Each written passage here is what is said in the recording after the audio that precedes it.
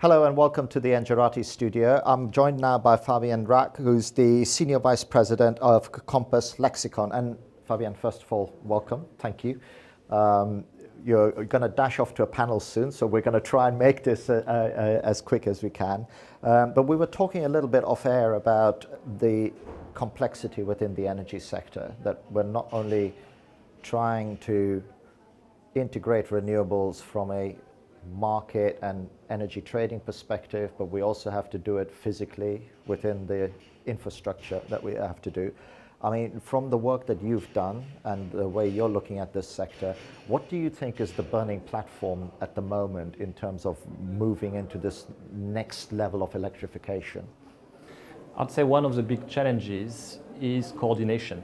We will need to coordinate investment decisions in decentralized technologies, renewable storage, in centralized technologies, in grids, and we are lacking coordination mechanisms at the moment. Now the market has been the main vehicle for coordination to date, at least I would say for investment in generation.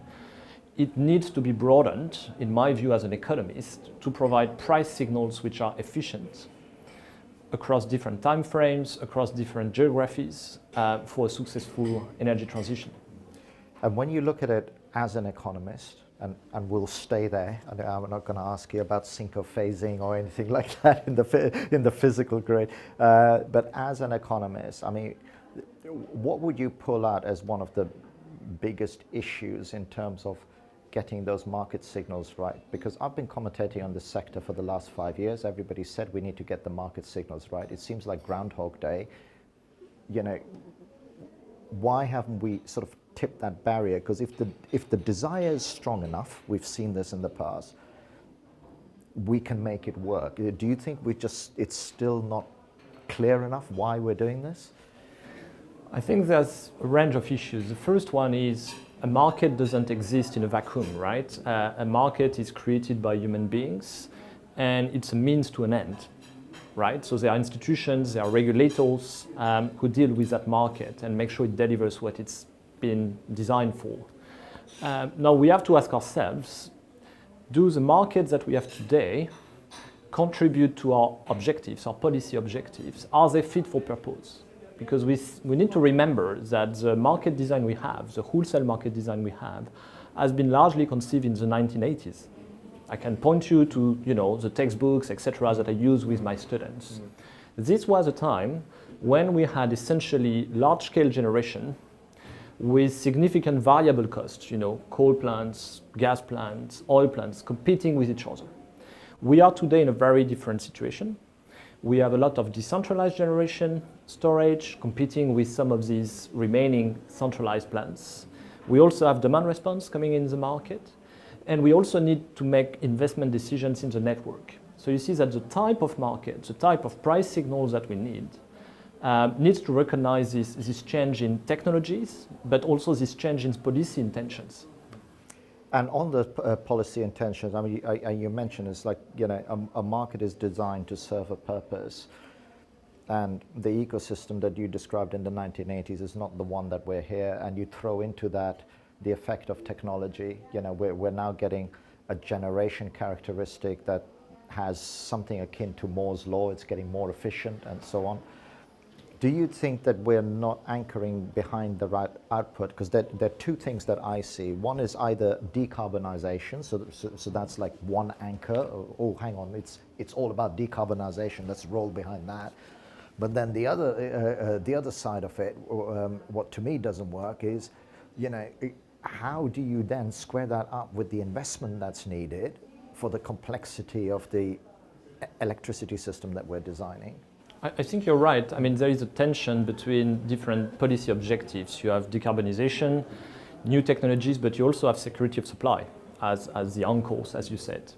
Now, if I want to be concrete, why is the market design not fit for purpose? Well, first, it's been designed around the day ahead, historically, and now we are working on intraday and balancing. But the main market is the day ahead in Europe. This is clearly not what we need in a world with a lot of renewables. We need real-time markets. real-time markets which concentrate liquidity and allow market participants to hedge, to trade close to real time. So a lot of work needs to be done on that very limited window of time that's between day ahead and real time. And this is where I think we've got a lot to learn from the US, where real-time markets already are in operation today in a number of states. And co-optimization, for instance, of reserves and energy is taking place on a recurrent basis, providing much better price signals in the short term to market participants. Because you hit on one thing which I think is, if you really think about it, is maybe a core anchor, and that's flexibility, because that's why they've done it in the US. You know, they don't really. It's not about security of supply or decarbonization. They've said, actually, if we anchor behind flexibility, those other things will happen. Is that your view as well? Absolutely. So if you want to provide a value to flexibility, what you need is price signals with a very fine granularity. And you also need your price signals in the different time frames, day, intraday, balancing, reserves, to be consistent with each other. You don't need separate markets with different price signals. You need a coherence between them. Okay? Now, the US have managed to do that. I'm not saying we should borrow the market design, because the other thing is that, of course, there's no one size fits all. You need to design it in a way that will work with the current day ahead market and market couplings that we have in Europe. There are a number of approaches. But clearly, so would it be like an interim market? So we day ahead in those 24 hours, the other market? Let's be clear. Yeah, we have day ahead. We are working on the intraday at the moment in Europe, and we are, of course, working on also market coupling of balancing. I think there should be a lot of focus turning to these timeframes, but also to reserves. Reserves procurement by TSOs is an area which is, at the moment, I think, largely disconnected from the market, at least in many places, and needs to be better integrated.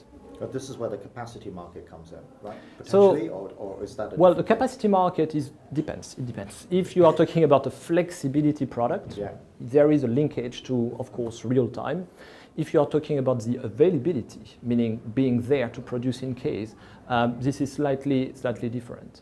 But I would like to mention another thing beyond flexibility. You also have the issue of where do you want to make your investments, and what you require. What we need there is locational signals, if I can use technical jargon. Yeah. So we don't just need price signals who tell you when power has a value. We need price signals which will tell you where power has a value.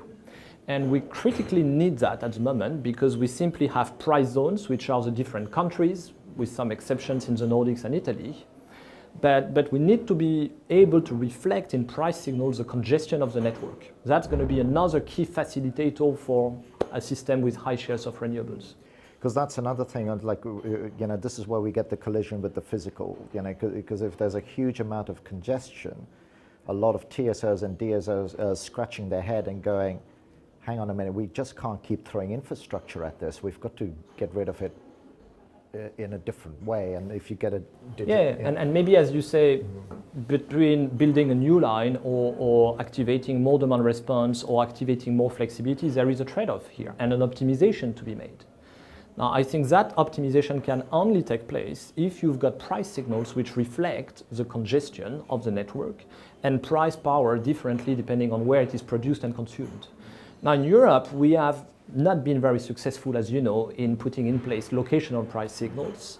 The US, again, managed to do, these locational prices. You have nodal pricing. Every single node, for instance, in Texas, has a different price. I'm not saying this is the future for Europe, because I think it's going to be difficult politically, but there is behind that an economic rationale that I think is very powerful and will be needed to optimize our system.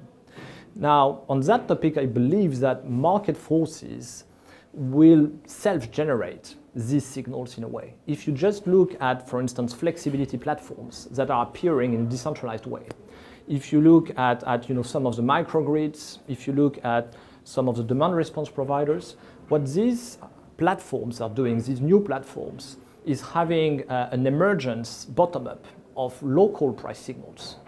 And I think I find that very interesting, because it's probably the burgeoning of a different type of market, that instead of coming top-down, with the European Commission, the regulators, putting in place a target model for electricity trade, it's actually a lot of entrepreneurs, new platforms, collective platforms that are providing price signals. Now you'll ask me, of course, is that something that will maintain some form of coherence? Well, I don't know. That's the trick, right? We probably are going into uncharted territory where the traditional market that we have today will coexist with a range of price signals originating from these local platforms. And what comes out of it will be quite interesting for the economies that I am. And that's where you get into the whole transactive energy and things happening at the edge. I'm conscious of time. I'm conscious that you've got to go into a panel, but I feel that in this world that we're in, I mean, it's hugely exciting because you're getting this decentralization. Like you said, that you're getting innovation at the edge. Things like the Brooklyn microgrid where 3 houses were trading with each other. It's already showing that the technology is here. But we were also talking off air a little bit about in order for a market to work, you can't keep meddling with it. Do you think it's time in order to see what the new normal is? When you've got a system and you don't know what the new normal is, you just got to remove things and trust that the market will find the new normal, and then you can go back in. And I think that's a very good point that I've been discussing with you and others, which is how much should you micromanage the market as a regulator or as a European Commission? Should you write down to a very fine level of granularity and detail every single rule? Or should you leave some room for innovation or even competition between different approaches to see what's best? And I think we are at a critical juncture where there's so much uncertainty as to what is going to be the best market design for the future, that it probably would be a mistake to narrow down the choice too much. And I think the role of regulator in such a transformational period is actually to step back, stick with high-level principles. Doesn't mean that you deregulate, it actually means that you regulate, but at the high level in terms of objective principles. And you let innovation, basically you unleash innovation. And hopefully this is one way in which we could have a bottom-up emergence of a new market design. Maybe a whole lot more exciting and interesting, right? For all of us commentating on this market. Fabien, thank you very much. I'm so conscious of your time, so I don't want to make you late for your panel. Thank you as well for watching. This has been another Engerati interview here at the Entso-E Connecting the Dots conference.